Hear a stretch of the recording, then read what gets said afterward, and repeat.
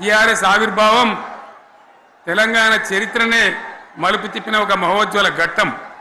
పదవుల కోసమో కులం కోసమో మతం కోసమో వ్యక్తుల కోసమో పుట్టలేదు ఈ గులాబీ జెండా. ఇది తెలంగాణ రాష్ట్ర సాధన కోసం పుట్టింది. పదవీ త్యాగాలతోనే మన తెలంగాణ ప్రస్థానం ప్రారంభమైంది. అది ఫలించి మన స్వంత రాష్ట్ర కళ కూడా నెరవేరిందని నేను మనవి చేస్తా ఉన్నా. ఆనాటికి అలుముకున్నటువంటి చీకట్లను పారదోలడానికి, ప్రజల్లో విశ్వాసం కల్పించడానికి, ఆత్మవిశ్వాసాన్ని పెంపొందించడానికి నేను ఒక మాట చెప్పిన ఆ రోజు మీ అందరికీ కూడా గుర్తుండాలి. ఉద్యమం నుంచి వెనక్కి మరలితే, ఉద్యమ జెండాను దించితే నన్ను రాళ్లతో కొట్టి చంపండి అని చెప్పి నేను ఉద్యమాన్ని ప్రారంభించిన విషయం మీ అందరికీ కూడా తెలుసు. ఆ తదనంతరం జరిగినటువంటి స్థానిక పంచాయతీ ఎన్నికల్లో, ఆ తదనంతరం జరిగినటువంటి సిద్దిపేట ఉప ఎన్నికలో ప్రజలు బ్రహ్మాండంగా ప్రాణం పోసి ఊపిరిలిదితే అద్భుతంగా ఉద్యమం ముందుకు పురోగమించిన విషయం మనకు తెలుసు. 60 ఏళ్ల సమైక్య పాలనలో తెలంగాణది ఎంత గోస, ఎంత దుఃఖం, ఎంత వేదన, ఎంత హింస, ఎంత అణిచివేత చూసినామో మనందరికీ కూడా బాగా తెలుసు. గోదావరి కృష్ణనీళ్ళు దక్కకుండా తరలిపోతే తల్లి సనుబాలకు నోచని పిల్లల్లాగా తెలంగాణ బిడ్డలు రోధించారు. కరువుల కాటకాలకు గురయ్యారు. అర్ధరాత్రి కరెంట్లు పెట్టబోయి పాములు గుట్టి తేలు గుట్టి చాలా భయంకరంగా అనాథల్లాగా చనిపోయినారు. ఆ రకంగా జరుగుతూ ఉంటే ఇక్కడ ఉన్నటువంటి ఆనాడు కాంగ్రెస్లో టీడీపీలో ఉన్నటువంటి నాయకులు పదవుల కోసం పెదవులు మూసిండ్రు తప్ప ఏనాడు నోరు తీసి కొట్టాడలేదు.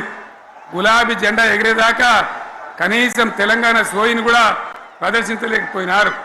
మీ అందరికీ తెలుసు, తెలంగాణ కోసం అవసరమైన ప్రతి సందర్భంలో పదవులు త్యాగం చేసిన వాళ్ళు బీఆర్ఎస్ బిడ్డలు అని చెప్పి నేను గర్వంగా మనవి చేస్తా ఉన్నా. కానీ పదవుల కోసం తెలంగాణను ఆగం చేసిన వాళ్ళు ఆనాడు ఉన్నటువంటి కాంగ్రెస్ నాయకులు అని చెప్పి కూడా నేను మనవి చేస్తా ఉన్నా. చంద్రబాబు నాయుడు ఆనాడు ముఖ్యమంత్రిగా ఉండి ఎంత ఘోరమంటే హైదరాబాద్ నడిబొడ్డున ఉండే తెలంగాణ గడ్డలో ఉండేటువంటి రాజధానిలో మన శాసనసభలో తెలంగాణ పదాన్నే నిషేధించినాడు. తెలంగాణ అనవద్దని స్పీకర్ ద్వారా రూలింగ్ ఇప్పించినారు. ఇదే జిల్లాకు చెందినటువంటి ప్రణయ్ భాస్కర్ గారు ఆ రోజు ఎమ్మెల్యేగా శాసనసభలో తెలంగాణ అంటే అది నేరమైనట్టుగా పరిగణించి తెలంగాణ పదాన్నే నిషేధించేటువంటి ప్రయత్నం చేసినారు. మిత్రులారా, మీకు అందరికీ చరిత్ర తెలుసు. ఆనాడైనా ఏనాడైనా ఈవెన్ ఈనాడైనా తెలంగాణకు విలన్ నంబర్ 1 కాంగ్రెస్ పార్టీ అని మనవి చేస్తా ఉన్నా. మనందరికీ కూడా తెలుసా విషయం. తెలంగాణ హైదరాబాద్ స్టేట్ పేరుతో ఉన్ననాడు ప్రజలు వద్దంటుంటే కూడా బలవంతంగా తెలంగాణను ఆంధ్రాతో కలిపిన వాళ్ళే. ఏందా బాబు, ఏందా పనిలేదా? రెడ్డి ఎవరెవరు పోండి, మీకేం పనిలేదా? ఈ 10 మంది కాదు కదా, సభ అంతా ఉంది కదా, ఉండండి, కామ్ ఉండండి, డిస్టర్బ్ చేయదు మీరు. అట్లా బలవంతంగా ఆనాడు ఆంధ్రలో విలీనం చేసింది కాంగ్రెస్ పార్టీ, జవహర్లాల్ నెహ్రూ. 69లో ఉద్యమం వస్తే 400 మంది తెలంగాణ బిడ్డలను పిట్టల్లాగా కాల్చి చంపింది ఇందిరాగాంధీ ప్రభుత్వం, ఆనాడు ఉన్నటువంటి కాంగ్రెస్ పరిపాలన.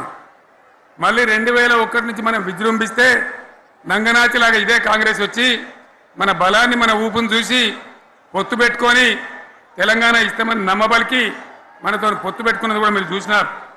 మళ్ళా ఎగ్గొట్టే ప్రయత్నం చేసినారు. 14 ఏళ్ళు ఏడిపించినారు. అది మీ అందరికి తెలుసు. వాళ్ళు ఎట్టెట్లా చేస్తూ ఉంటే వాళ్ళ మోసాన్ని కప్పేయడానికి నేను ఇదే జయశంకర్ సార్ కలిసి 36 పార్టీలతోని సమ్మతి లేఖలు తెచ్చినాం. దేశ రాజకీయ వ్యవస్థను మొత్తం ఒప్పించినాం. కాంగ్రెస్ మెడలు వంచినాం. అప్పటికి కూడా ముందుకు రాకపోతే కేంద్ర మంత్రి పదవుల్లో ఉన్నటువంటి మేమందరం, ఇక్కడ రాష్ట్రంలో మంత్రులుగా ఉన్నటువంటి మిత్రులు అందరం కూడా రాజీనామాలు వాళ్ళ ముఖాన కొట్టి బయటకు వచ్చి మళ్ళా ఉద్యమ జెండాలు పట్టుకున్నాం. ఆ తర్వాత కూడా కదిలిసి రాకపోతే నేను ప్రాణాలకు తెగించి చివరికి ఆమరణ దీక్షకు పొందుకున్న సంగతి కూడా మీకు తెలుసు. ఆ సందర్భంలో భయపడ్డ కాంగ్రెస్ పార్లమెంట్లో ప్రతిపక్షాలన్నీ కాంగ్రెస్ గొంతు పట్టుకుంటే అప్పుడు దిగివచ్చి తెలంగాణ కోసం ప్రకటన చేసిన విషయం మీకు తెలుసు. మళ్ళీ ప్రకటన వెనక్కి తీసుకొని మళ్ళా వెనుకకు పోయినారు.